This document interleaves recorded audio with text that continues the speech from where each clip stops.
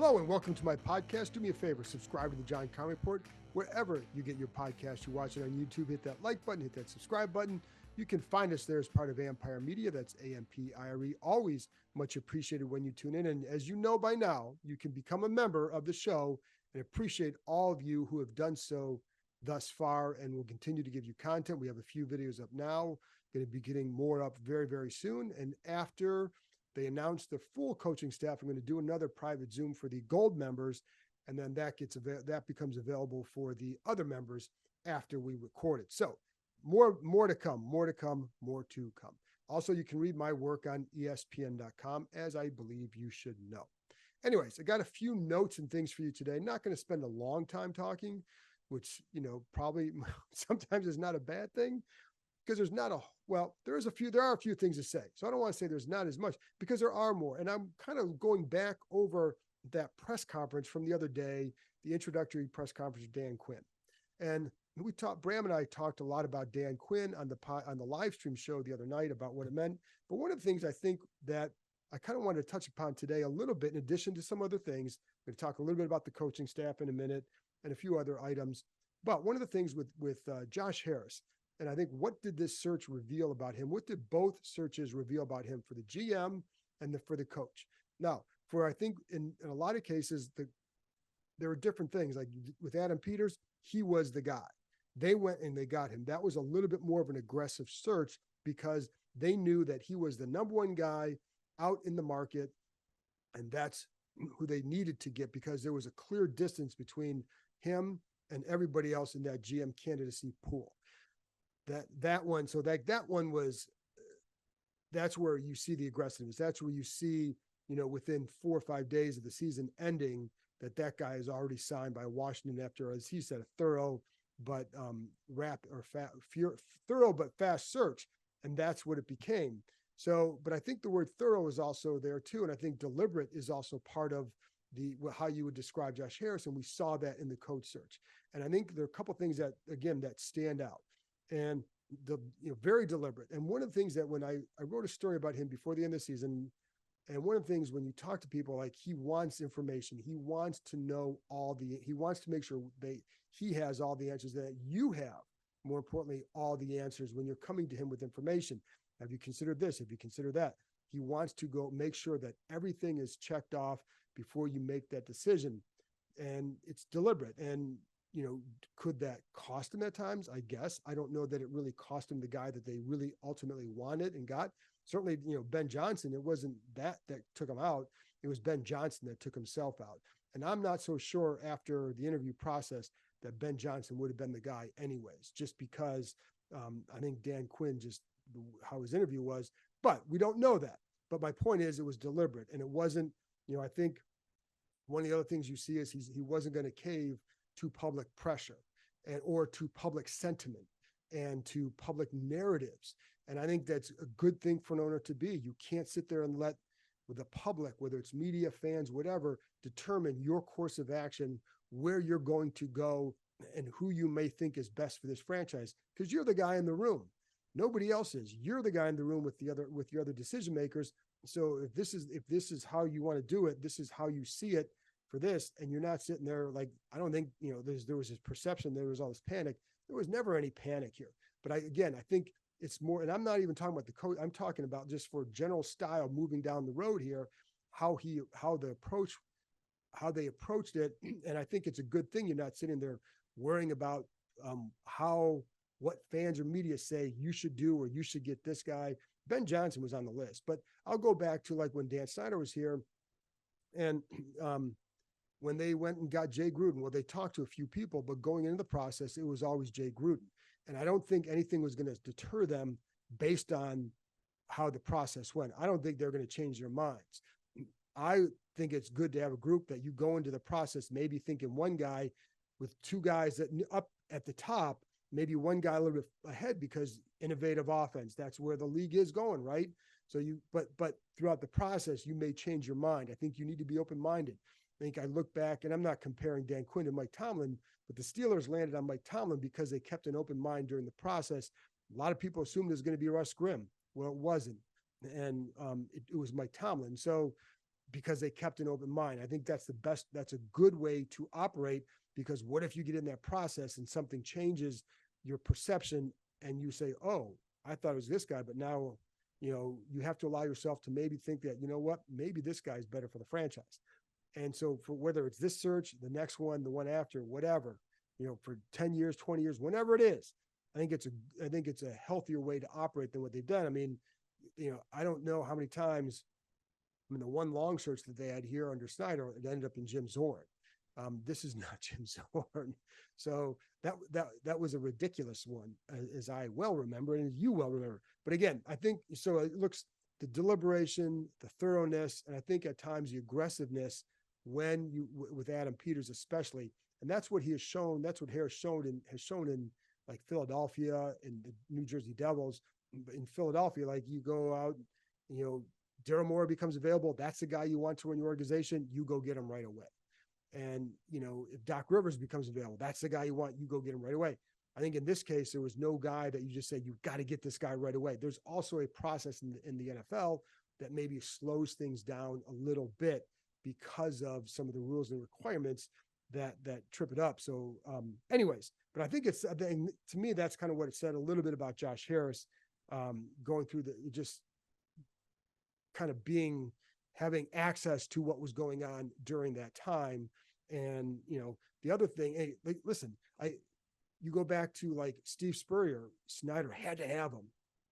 There was no thoroughness to it. There was never I remember when Spurrier went through his interviews with another team, it may have been Atlanta, and they didn't want him because part of the problem they had with him, he could not answer, hey, who's your good staff? Who's going to be on your staff? That's a big question. I've heard of coaches throughout this process who maybe teams just kind of took them off their list because they didn't like some of the guys that may be on their list for coaches. Well, Spurrier couldn't answer that. That's a red flag to teams. They took him off the list. This team didn't care because the owner only wanted Steve Spurrier. That's the guy, and that's the guy I got to have.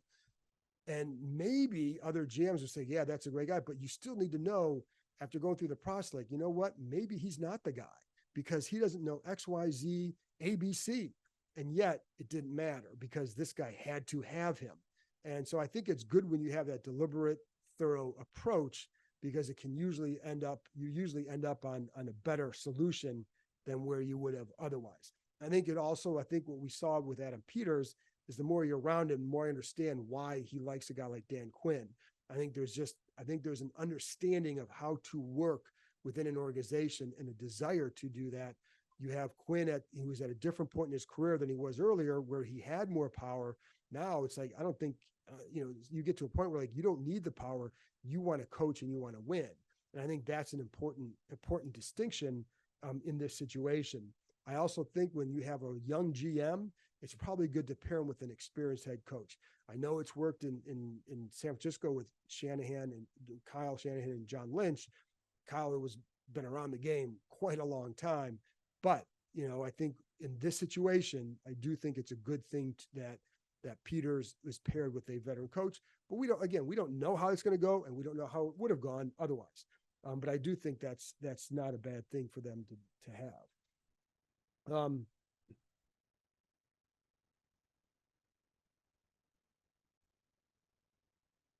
Because what Quinn has done in the past, what the Commanders want is what Quinn has done, which is help build an organization. It's not just about anything else other than that. It's about building the organization. And again, to me, it starts Harris, Peters, Quinn. It's those three at the table the other day is why the franchise has a chance. Not one guy, it's three guys. Because if you just have the one, Joe Gibbs was here, it was one guy, and it didn't work the way that people maybe had hoped in the past because that one guy needed more help from the other two. Well, the other two couldn't provide it. So you could only go so far with Joe Gibbs, and 2 playoff seasons in 4 years is like a freaking dynasty here under Snyder. But you have to have the three guys, that holy football trinity in an organization to make it work. And now that fourth one, of course, is the quarterback. Because if you don't just, it's not just about the coach here, it's about the setup in the organization. And that's what it is. And the other, the funny thing is too, when you look at that alignment part, you listen to Dan Quinn, and he's a guy, he talked about at the press conference about how he's good friends with Steve Kerr, and he sees how it was with him with Bob Myers, of course, who's in, when they were at Golden State, and the importance of that shared vision to a championship setup. And again, not that others wouldn't have seen that, but this is what they liked here. And the other thing that I like that we hadn't really gotten into is with, what style of defense it is, and is it 3-4, 4-3? And the thing that I like is that what Quinn said, attitude and play style. It's really not about what's the scheme, because the scheme, there are only so many ways to run each of these schemes. What you need is the talent to fit those schemes. When these guys ran a 3-4, the 3-4 wasn't the issue. It was the lack of it was playing a 3-4 when you didn't have the right 3-4 talent. That's what it was. And I'm with you there. But if you find the right talent, the 3-4 works. But if you can't find the big nose guard, you can't find the pass rushing outside linebackers the way you want, then it's not going to work. And it's not about the scheme. It's about the players that you're putting in those spots within that scheme. And then the other thing is, I think within that, I just think it's important that, first of all, the base defenses change. And if you're a base 4-3 or 3-4, things change quite a bit because the nickel packages, et cetera. And then in later podcasts, I'm going to get into some of the fits for guys on offense and defense, how their roles might change. And I've talked to some people about that already, or like who might be a really good fit in Cliff Kingsbury's offense on this roster, and who might not be as good a fit in this roster. Same thing on defense. Who's going to, is it going to be a drastic change? And I've talked to some people who feel like the systems are similar enough. It's just a big change. And one of the things we heard from Quinn in the presser is about keeping things simple, right? A big criticism here with Del Rio was, and even from coaches in the building, was the worse they played, the more layers you put on that defense, and the more like there were so many rules and changes to those that it prevented from guys from really playing fast. And that's one of the things I think it's important here with Quinn, is that you play good defenses, play fast. And it's not, it's usually not because of scheme, it's because the rules within there, and what are you asking them to do? And there were too many times where they felt like, especially with the secondary, that they felt like they were asking them to do too much and it was too hard for them. And one of the guys, this is one way that I was told by someone here that this is where they missed Chris Harris quite a bit, because he would push back against Del Rio on some of this. And it's like, hey, these guys, you're asking them to do too much. They can't do that. And Del Rio might listen to him. Well, that didn't exist last year. And so with each subsequent week, it seemed like the struggles, then it became add more. And then by that point, you'd see these breakdowns and like, how is this always happening? Well, sometimes it's just that. And so I think if Quinn can get them, that's one of the things I've heard about his defense, is he doesn't have as many layers to it, which allows you to play a little bit faster. And that's obviously always a good thing, because good defenses play fast. So that was a big thing. And then one of the other things we talked that people ask about is the scouts and all that. Well, I think you heard in there, the scouts are going to be here. The front office is going to stay the way it is through the draft. Now, after that, I don't think there's any guarantee what's going to happen, because typically if you bring in a new staff, the scouts get changed after the draft. You want to keep them that long. The front office, we still don't know the full setup yet. We know that these guys are sticking around. For how long, we don't know. And again, through the draft, it certainly sounds like, and then it's like, okay, who proved to you that they should stick around? That's kind of what it's going to be at this situation. And then with the coaching staff, and I dropped some nuggets on there for the members yesterday morning, but with the coaching staff, my guess is we're going to see some movement over the next few days with some hirings, and then filling out the staff probably by Monday or Tuesday. Would not shock me if there's a press conference. I think, I'm going to say probably next Tuesday or Wednesday, with Kingsbury and Joe Witt, and then having maybe all the assistants available to the media. And so I think that would not surprise me if that's like next Wednesday or so. So that staff will be filling out soon. And, that's going to be the next big thing for Quinn, because again, I can sit here and tell you how much people like this hire, but if you don't fill out the staff right, and the next big hire is offensive line. And if you don't fill all this stuff out right, it's not going to go as well. And then quarterback. So anyway, folks, that's it from me. I just wanted to kind of update you on some of that stuff and just some extra thoughts that I had. So I appreciate you tuning in. I'll be back on Friday morning with another episode. So I'll talk to you next time.